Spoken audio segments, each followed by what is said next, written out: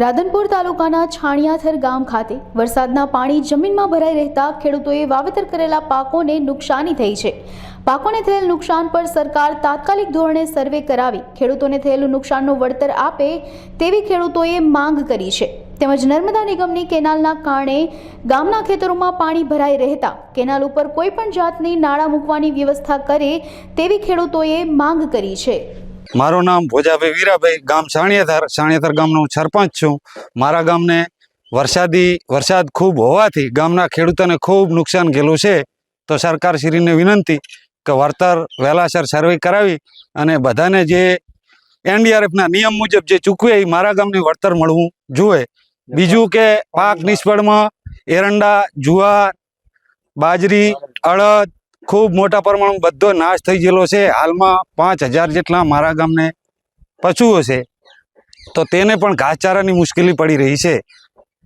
તો સત્વરે સરકાર તાત્કાલિક આનું નિરાકરણ લાવે અને મારા ગામને પાણીના નિકાલની કોઈ પણ વ્યવસ્થા કેનાલ આડી આવવાથી નથી થતી, એટલે મોટા પ્રમાણમાં મારા ગામને નુકસાન જઈ રહ્યું છે। હાલમાં છાણિયાથર ગામના આયર બાબુભાઈ ખેડૂત છું અને આ ગામની જમીન 500 થી 600 હેક્ટર જમીનમાં પાક નિષ્ફળ ગયેલ છે।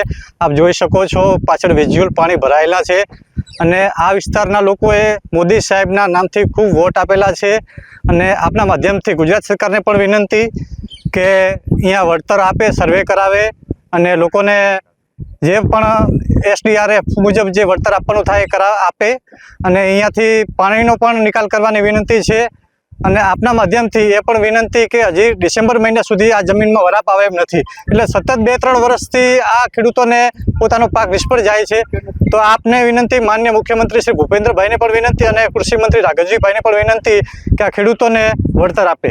પાટણ જિલ્લાના રાધનપુર તાલુકાના છાણિયાથર ગામની અંદર વરસાદી પાણી બહુ ભરાતા 600 હેક્ટર જેટલી જમીનમાં પૂરેપૂરો પાક નિષ્ફળ ગયેલ છે। તો તત્વરે સરકારશ્રીને વિનંતી કે પાણીનો કાયમી માટે નિકાલ કરે અને ખેડૂતોને બહુ મોટું નુકસાન છે, તો આની સર્વે કરાવી અને એના માટે ખેડૂતોને વળતર ચૂકવવા વિનંતી છે। આ સર્વે ગામ એ મોદી સાહેબને ખોબલે વોટ આપ્યા છે, છતાં અહીં કોઈ અધિકારી દેખાણા નથી અને કોઈ જાતનું સર્વે પણ થયેલું નથી। તો બહુ મોટું નુકસાન છે। મગ, બાજરી, ગુવાર, તમામ કઠોળ, જાર, એરંડા બધું નુકસાન થયેલું છે। તો તત્વરે સર્વે કરાવી અને સરકારશ્રીને વિનંતી કે આનું ભરપાઈ કરે અને વળતર ખેડૂતોને ચૂકવે। અત્યારે ખેડૂતો પાસે કાંઈ પણ નથી, લોનો લઈ અને દિવસો કાઢે છે, નિરણ માટે પણ કોઈ વસ્તુ નથી। ગામની અંદર 5000 જેટલા પશુઓ છે, છતાં કોઈ ખવડાવવા માટે આનો રસ્તો નથી કે નિકાલ નથી।